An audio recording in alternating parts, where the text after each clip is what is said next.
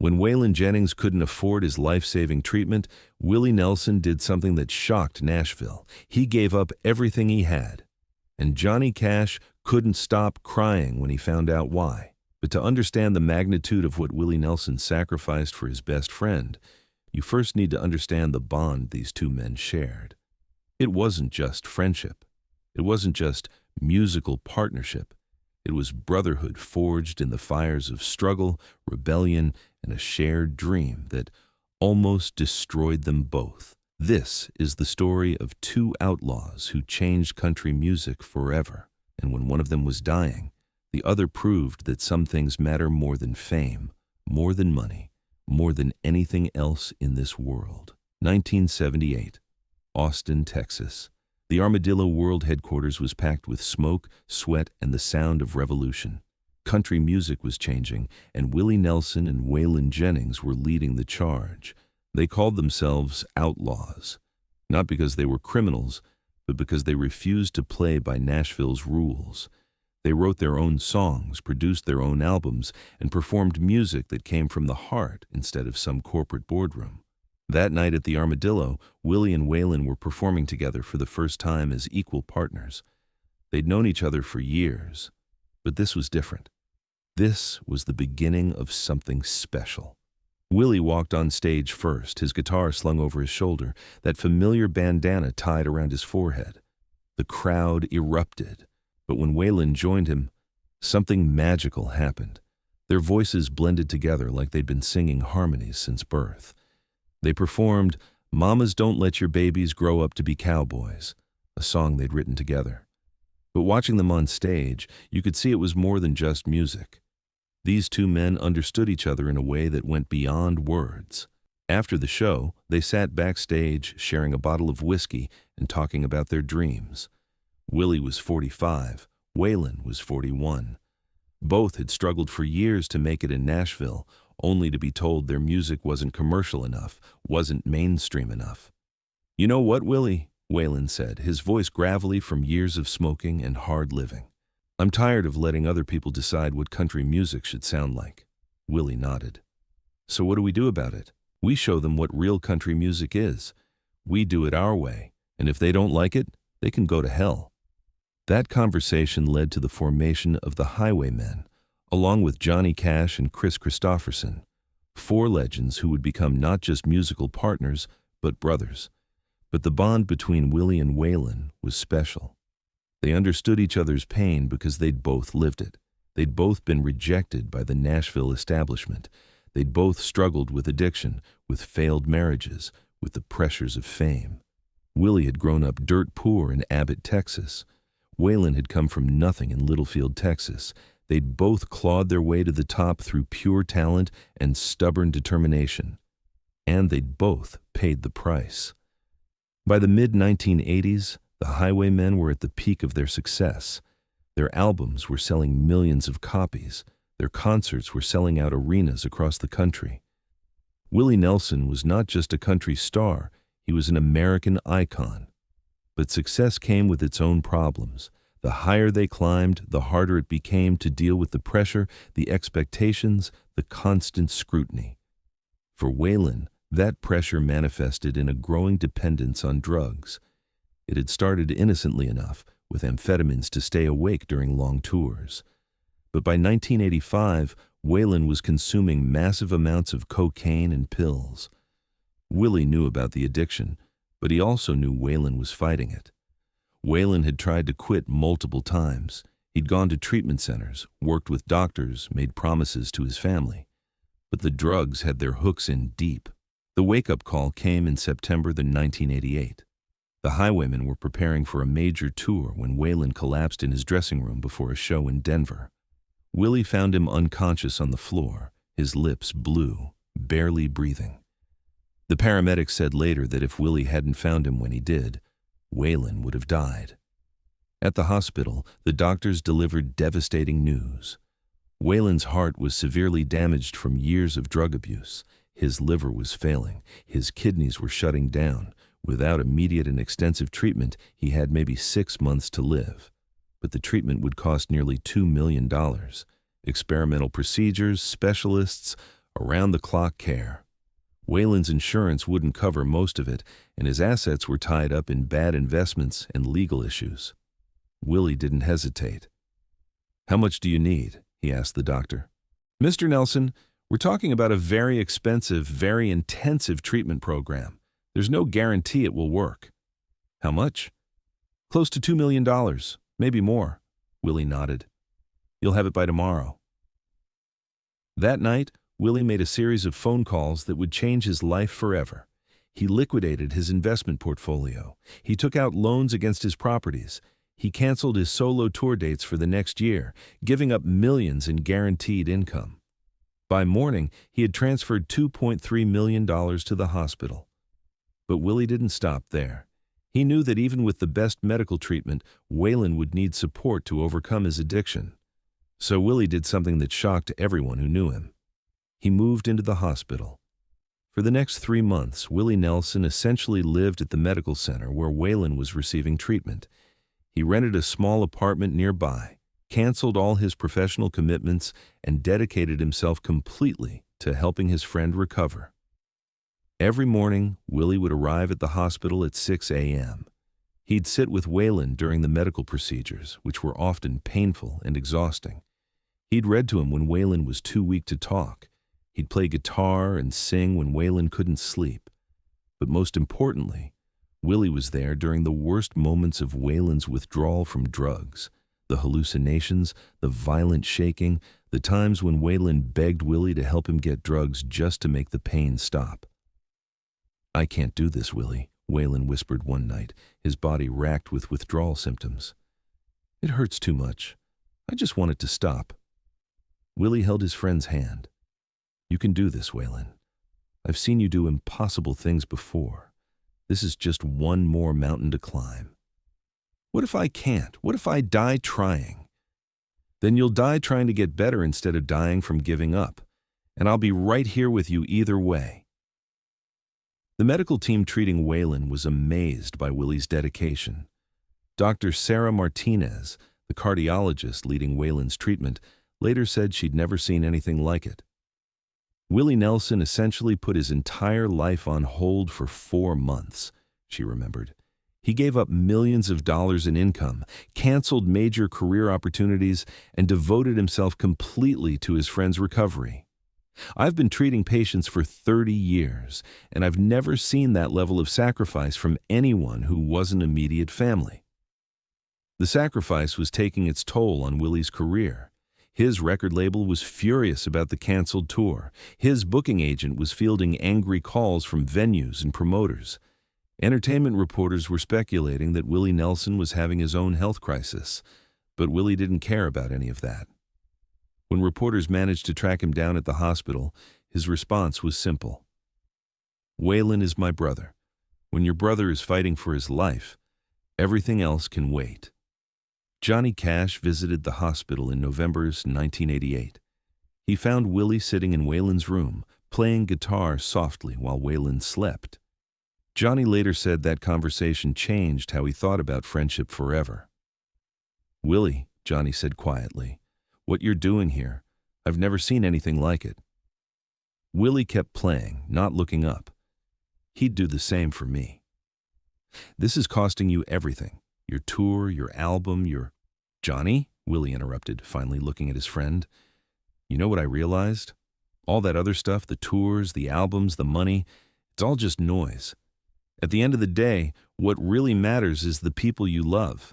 Everything else you can replace, but you can't replace Waylon Jennings."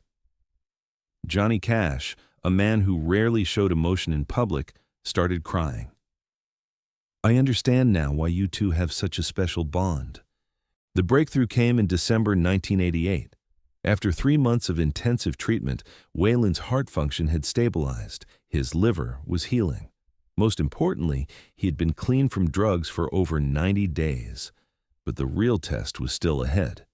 Waylon would need to continue his recovery outside the hospital, in the real world where drugs and alcohol were everywhere. Willie had a plan for that too. He arranged for Waylon to stay at his ranch in Texas for the next 6 months. Willie hired a full-time nurse and a counselor. He made sure there were no drugs, no alcohol, and no temptations anywhere on the property. But more than that, Willie structured his own life around Waylon's recovery. They would wake up early and work with the horses. They'd spend afternoons writing music together.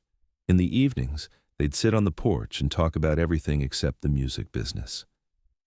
Willie was like a guardian angel, Waylon said years later. He could have been anywhere in the world, making money, performing for thousands of people. Instead, he was sitting on his porch with me, making sure I didn't screw up my second chance at life. The financial cost of Willie's sacrifice was staggering. By the time Waylon was fully recovered, Willie had spent over $3 million. He had given up close to $5 million in lost tour revenue.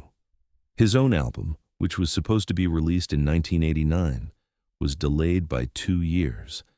But Willie never complained, never mentioned the money, never made Waylon feel guilty about what it had cost.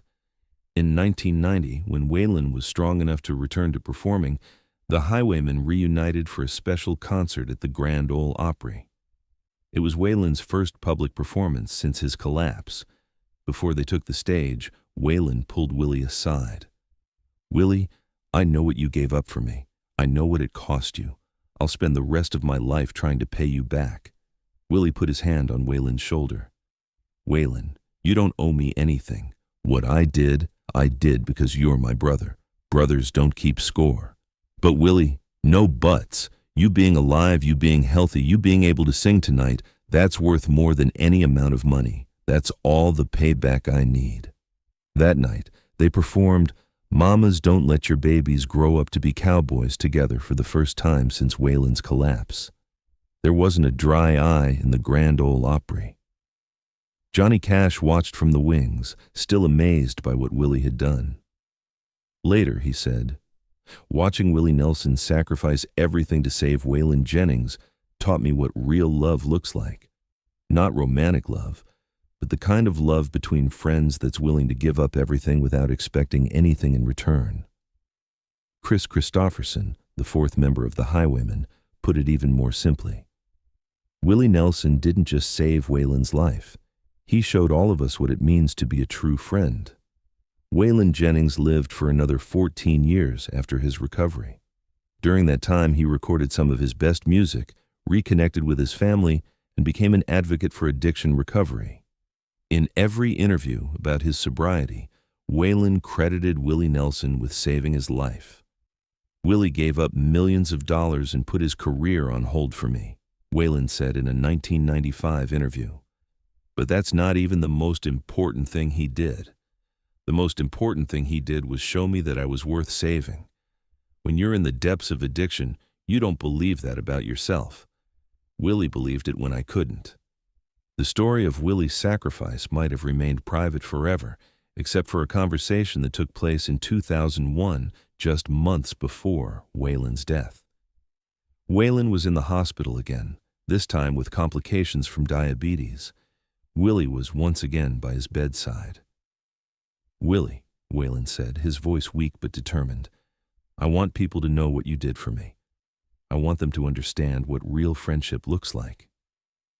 "Waylon, that's between us. Always has been."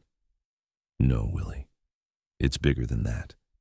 There are people out there struggling with addiction, people who think they're not worth saving. If they knew that Willie Nelson gave up everything to save a broken-down old outlaw like me, maybe they'd realize they're worth saving too." Willie was quiet for a long time. Then he nodded.